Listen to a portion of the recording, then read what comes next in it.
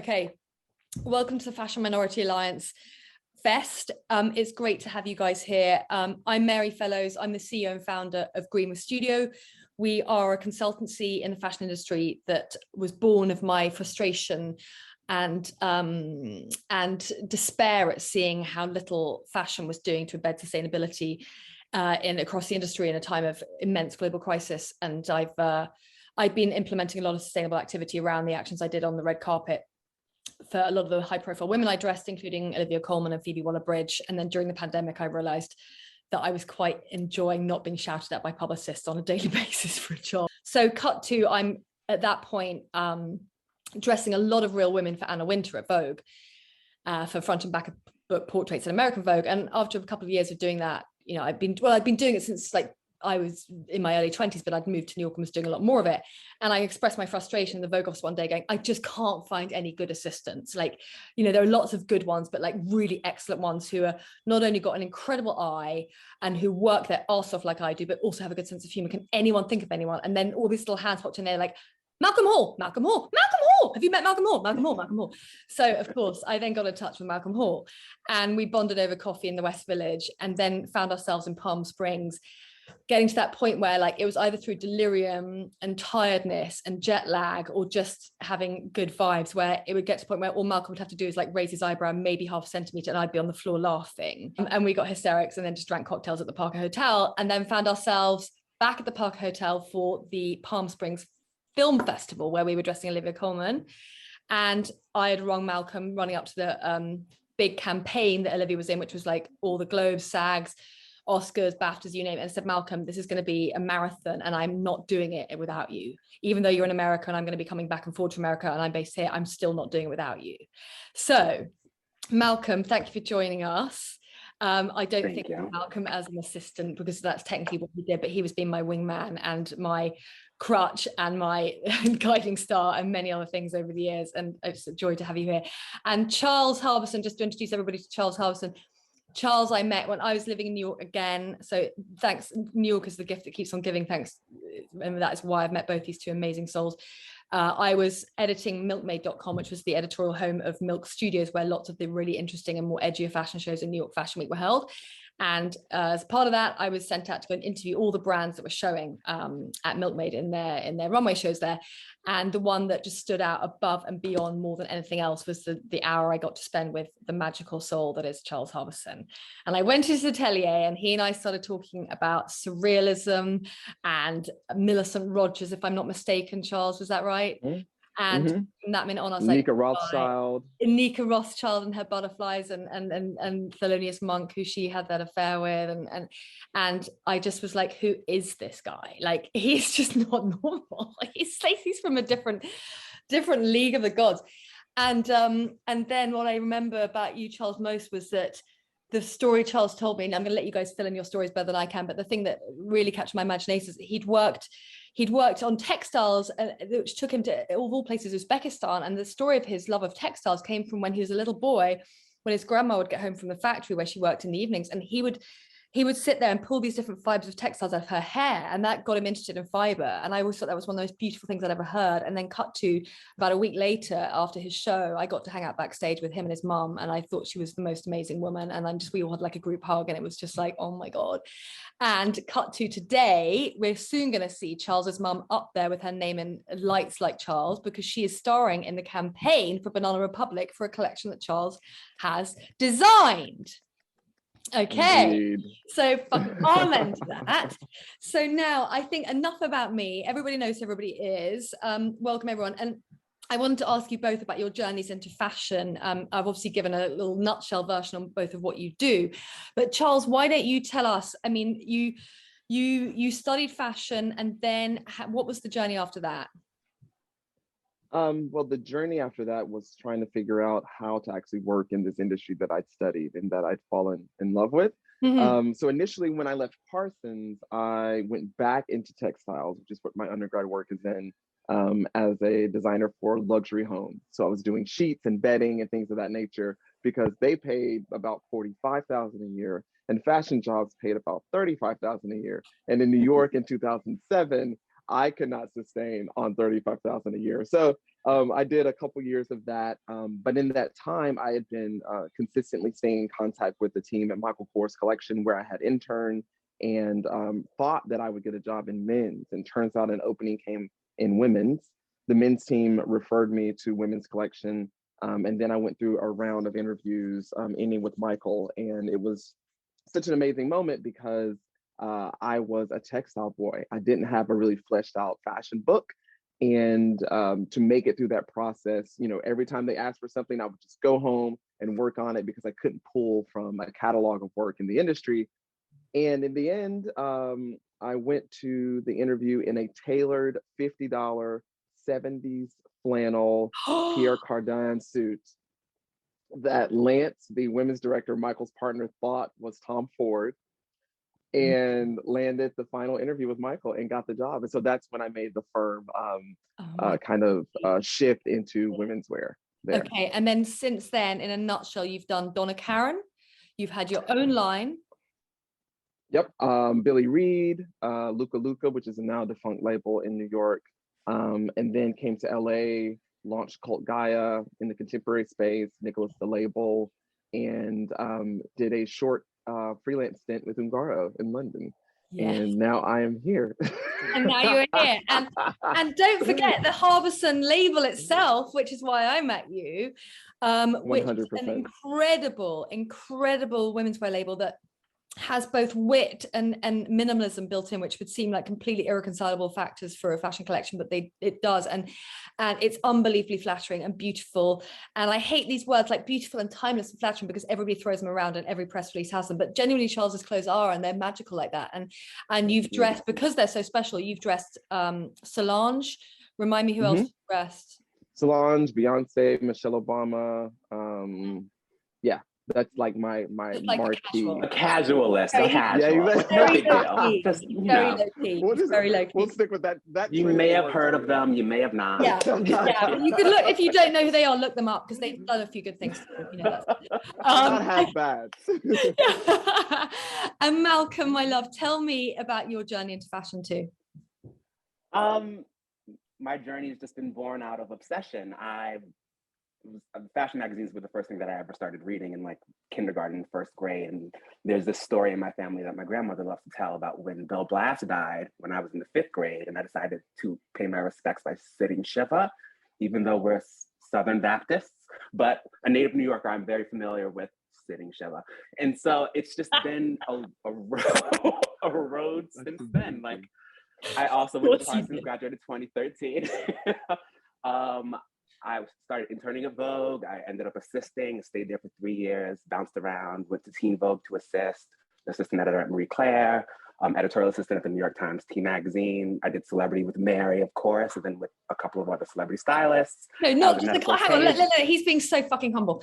Okay, not just casually like, oh, just at Vogue. You assisted Camilla Nickerson. Okay, you assisted the superstars like Michaela Erlanger, is that right? Like who else? Yeah. You assisted like at Vogue, I was with Phyllis as well. I was with Phyllis. I was with Grace and Stella. I was with Grace Coddington. I was with her. Phyllis Posnick. Yeah. Camilla Nickerson. Oh, Sophie Para, who's now fashion director at Tatler. I was under her. I was under Virginia doing all of the market. I was under Felipa Fino, who was accessories. I was there for 3.5 years. It was my strongest educational experience. Yeah.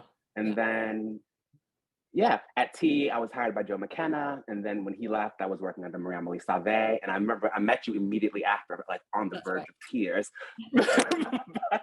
A story for another time. And I went to Net-a-Porter and now I'm fashion art director at Neiman Marcus. So yeah. And there you go. And that's so both of you got these two amazing new things you're doing, Charles at Banana Republic, among other things, and Malcolm at Neiman Marcus. And I'm so proud of you both. I really am. It's no surprise that you're both doing so well, but it's fucking awesome. So I think what we should look at, I mean, you've mentioned your journeys into fashion, which have all both been in their own ways extremely, extremely impressive. But I mean, all of us, this industry is renowned for being extremely tough and cutthroat, and people have very sharp elbows and very short attention spans and short memories, you know. But I wanted to know since we're here talking about fashion and minorities, what I hate to have to ask you, but, and I'm sure there may not be nice memories to relive, but we did sort of discuss like how what is it that you guys have encountered in terms of adversity that has either shaped you or has been a learning curve, or, you know, even just there might be some horror stories in there, but I'd love to know that, because I think the purpose of this is really for people watching this to like see where they can relate and how they can learn and what the takeaways are, because, you know, now that diversity, equality and inclusion is much more on the kind of more global public agendas, but still has a long way to go, of course. But yeah, Malcolm, what kind of experiences have you had that you would want to share? Well, frankly, anyone's fashion experience is just a harrowing one, regardless of background. And being a kid, just a native New Yorker from like an urban dwelling, I've not very much experience being the only person of color in any room or situation until my professional career. Even though I never really found a successful way to navigate that without having to isolate myself and decompress in moments of high intensity and peril. And over the years, I've learned to express that creatively, but still not perfected the way to express it verbally. And I feel like that still continues to be one of the largest like roadblocks in my progression, in my. In what way? Just because I feel so much of what we do is about relaying our inner emotions and trying to convey that visually, verbally, audibly to an audience. And when you work amongst teams that are interested in your ideas but don't really want to listen to you, or they decide to cherry pick parts of your experience or parts of your history that best benefits them, while I don't know, ignoring the forest through the trees, or whatever the phrase is. It just I found it hard just to find that balancing act and to create my own voice and to speak and think linearly in a way that can address the audience that I want to address, and to convey all that I wanted to convey without ostracizing those who deemed me worthy of putting me there. You know what? Does that make sense? Yeah, it does. It makes total sense. Charles, do you relate to that? Have you come across something along those lines? Definitely relate to it. For me, it was, yes, the being overly acquainted with being the only one in the room, but then quickly understanding that some of my more foundational identities were somewhat contradictory to high fashion. So the idea that Blackness could be aspirational was difficult for fashion. The idea that, like, you know, someone from a working class or poor background could actually have a vernacular in a space of fashion, because it is so relegated to an upper class sensibility. And those things were told to me kind of directly or indirectly really early in my career. I remember a story, one of my first jobs, we were fitting models, Joan Smalls came through, and who else? I think we were on to another model who was one of my favorites, and they kept putting her in different looks. And I was a wee assistant at that point. And so I'm just dressing the girls during the fitting. And I think one of the senior designers looked at me and saw my face because I was somewhat perplexed. I was just like, she looks great in everything, like gorgeous Black model. And I said, Aminata. Anyway, she looks at me and she's like, you know, Charles, it's just hard to make a Black girls look expensive. And I remember just being, you know, 25, 6, and just like, okay. And I just went into the dressing room and just kind of stood there for a moment.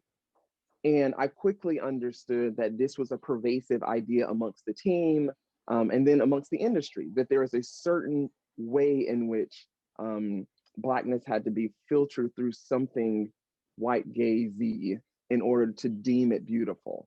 And that my perspective on Blackness as a Black person would be somewhat, it would be a difficult thing to digest, to swallow, right? Okay. And then just, you know, ideas around my accent. When I first moved to New York, I had a heavy Southern accent. And one of my first jobs, someone was like, oh, you're not from here, are you? And I was like, no, I'm from North Carolina.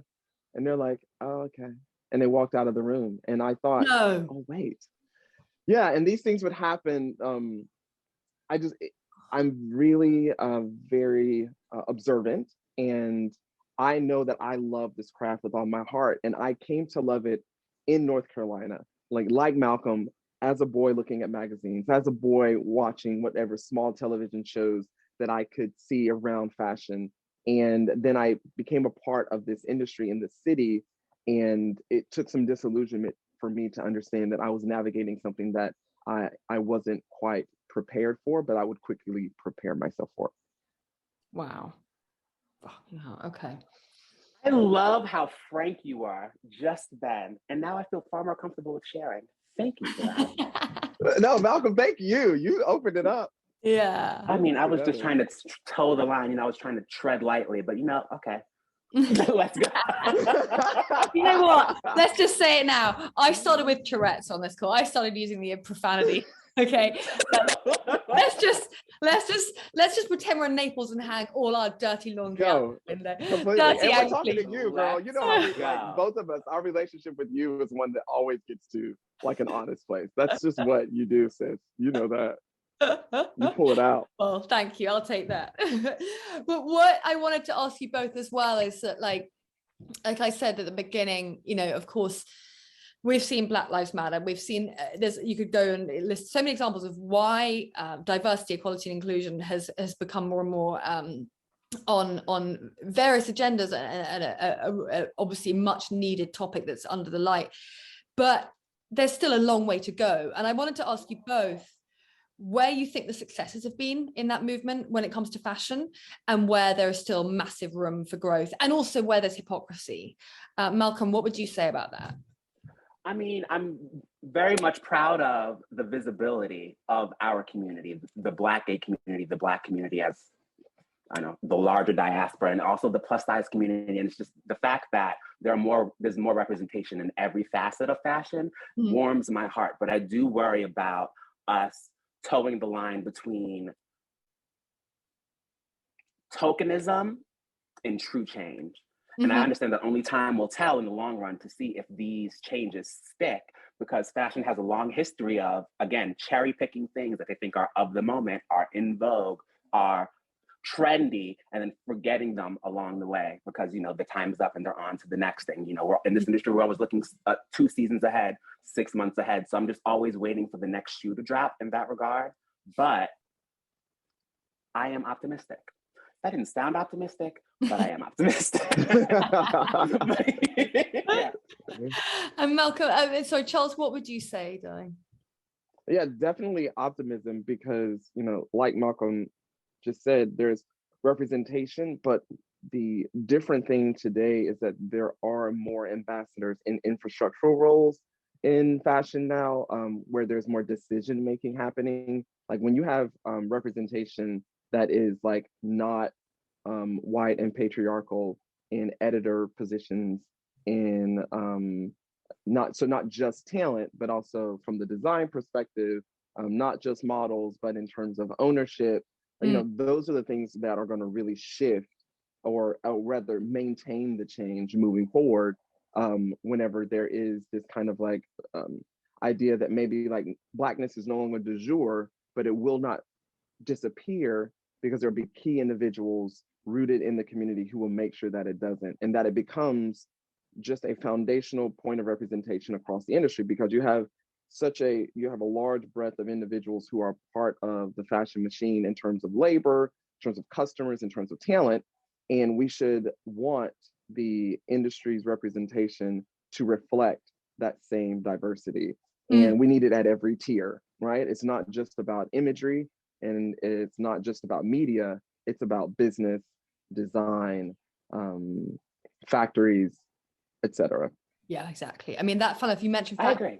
One of the things you do, okay. Yeah, but also I feel like it's very important that we support those individuals that have been appointed in those positions of power that represent us, because also it's very common now that people are hiring these Black editors, these Black diversity people, just to be able to say that they have them on team, but they aren't actually listening to their ideas. They aren't really heeding their advice, but they're more than happy to tote them around New York Fashion Week as representation of the changing culture at, I don't know, an H&M, at an LVMH brand. Meanwhile, back at the barn, they have no real power, and they're basically in a broom closet talking to themselves without an audience or a legitimate platform.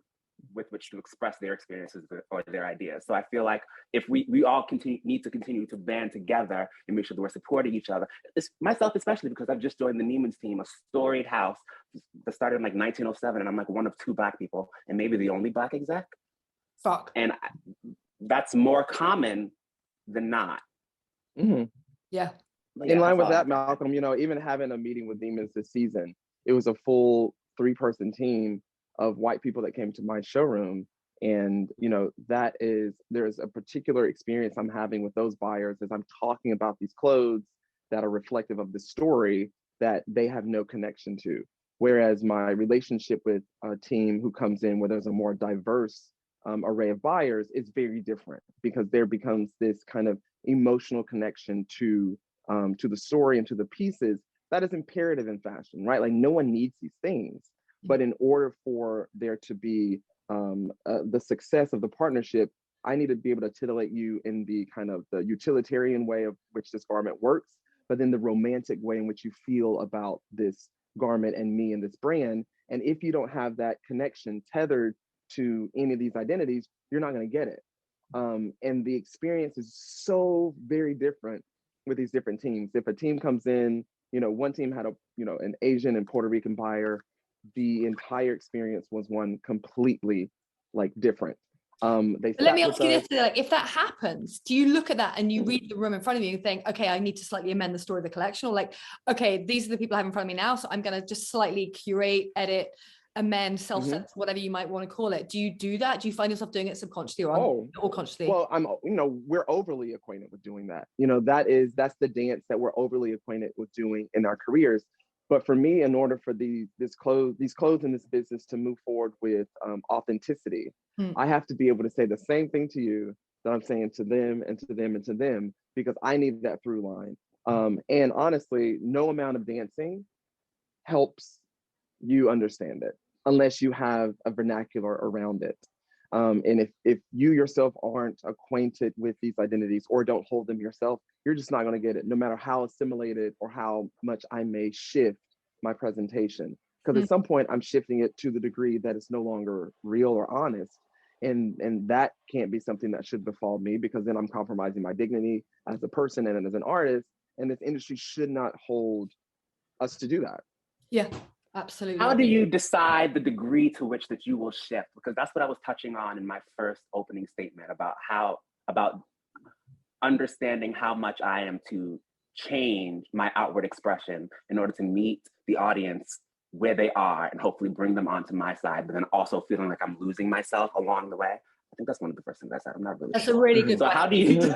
It's a really good question. So how do you determine how far you are willing to go just to even bring people on side without ostracizing them or yourselves or your integrity and dignity, as you just said? You mean like, I'll take this little hit because it's in service of the greater good kind of thing. Like, you know, I don't mind taking this little hit on this because if I get, you know, sold by this retailer, or I, you know, get this piece of publicity or whatever, then it's worth just doing it. Yeah, is that what you're saying? Like, is it worth? Is it worth? Yes.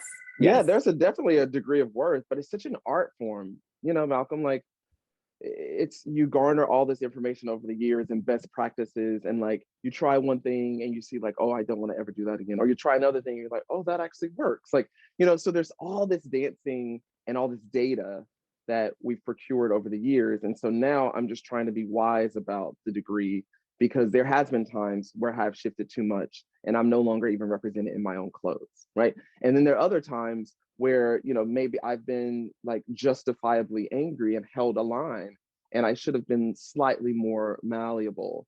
But again, it's such an art form. And also because marginalization, racism, homophobia, sexism, classism, all of it is so like amoebic, right? So you feel like you understand you try one thing and it'll shift because it's so systemic, right? And it's really smart. That's the only reason why these things have been able to persist for ages. And we're all single people trying to navigate it as best we can. That's why I try to these days belabor myself and the people that I'm talking to less with it and belabor more of the systems. Because I think that's what it's going to take. We can try everything till we're blue in the face and we'll end up with some shekels, but like, I want meat.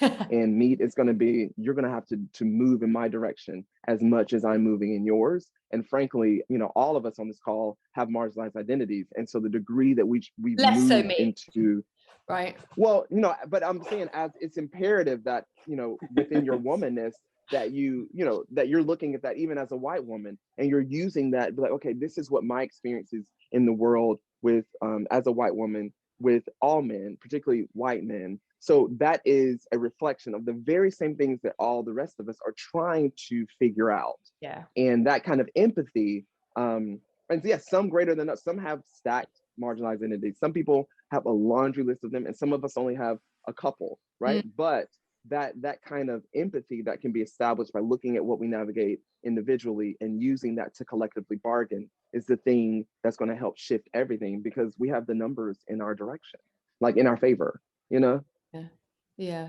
Particularly in fashion. Good. Okay. And do you get support from the CFDA? Like, what are those conversations like? Which, just for anyone watching who doesn't know the CFDA, it's the Council of Fashion Designers of America, which is a bit like the British Fashion Council here, or the, they have the equivalent bodies in Milan and in Paris. And so, yeah, what's that like in terms of? Well, this past season, the CFDA has been very instrumental in uplifting like the marginalized voice. They've been very supportive of like Theophilio, who had this blowout show, one of the highlights of New York Fashion Week, and they helped Laquan Smith get his location for his show, which is like the Empire State Building, something major. So they're making great strides as well, but there are far more designers of color and far more marginalized designers in America that do need like substantial support that they still have not met with yet. But their eyes are open. Okay. So I'm hoping that as the CFDA itself expands, because they've opened up the voting membership and they've expanded their board, that they will be able to reach out and actually help as many people as possible. Because the most notable CFDA award winners are like Thoreau, Derek Lam, Proenza Schooler, and it's very. Even when they aren't cis white hetero, they're still white leaning. But the CFDA is now aware of this, especially with like the appointment of Shio Manati and the Vogue team, making sure that diversity is really pushed through the organization. Okay. I feel like progress is coming. It's coming. It's just going to take a little bit, but yes. Good. And I think when we're nearly at time now, so what I really wanted to ask you both as well is you've described some of the things that have been horrific challenges that I imagine have been extremely harrowing at times that you've encountered. And on the basis that there are people watching this who may be Black and or gay or from any other kind of identifies any kind of other minority community, marginalized, what are the takeaways that you would say to them? Like, I would love to hear some anecdotes, just to end on a high note, of anecdotes, pieces of wisdom, bits of advice, learning curves you've got, like resolutions you've come to yourself, anything where you're like, okay, this is what happened to me, this is how I got over it, or this is what someone said to help me out of it, or whatever it might be, that would be really positive takeaways where, there'll be, maybe if there's just one kid who watches this talk in 5 years and goes, oh wait, I remember when I watched that talk and I just had this thing happen, but you know what? I remember this guy or one of these two guys said this. Now I know what to do, right? Like, that's what I think we need to do, is give hope and give advice and pass on to the next generations. And that's the joy of digital media platforms, right? Is that this message and these stories can reach people way more than they could have done 10 or 15 years ago. So what would you say to anyone watching? Malcolm, you first. What would you say? My biggest lesson. What would I share? Oh, yes. I would share that you define yourself. Mm-hmm. You decide what you're capable of. And you are not defined by the expectations of others. You are not defined by your current situation. You are not defined by the circumstances that you've overcome. You define your life and your stake. And you have to just make sure that there's always going to be noise around you. There's always going to be an influx of opinions. There's always going to be an emergency happening somewhere, but you have to maintain some sense of self in all that you do and make sure that is in everything that you put out. And if you keep centered and you maintain that and you define your life on your own terms, and you can't go wrong. And I feel like if I learned that earlier on in my career, I would have had far less of a harrowing experience, frankly. Can you give me an example of that? Like what, like, I mean, if you're okay to share them, like you don't have to name names, but can you give me an example of like a situation that occurred where you were able to kind of deploy that kind of approach to your advantage? I'm trying to see how messy could I be. I'm trying not to be. No names. Well, names. I'd love some names. Give me some fucking names here. Give me names. No names. You have relationships you need to protect. No, whatever you're comfortable sharing. You know, just if you don't mind. Or maybe there's someone you want to throw under the bus. If so, now. Let's do it. No, bus coming. Yeah, no, I mean, I'm like 10 years into therapy. I'm not going to throw anyone now.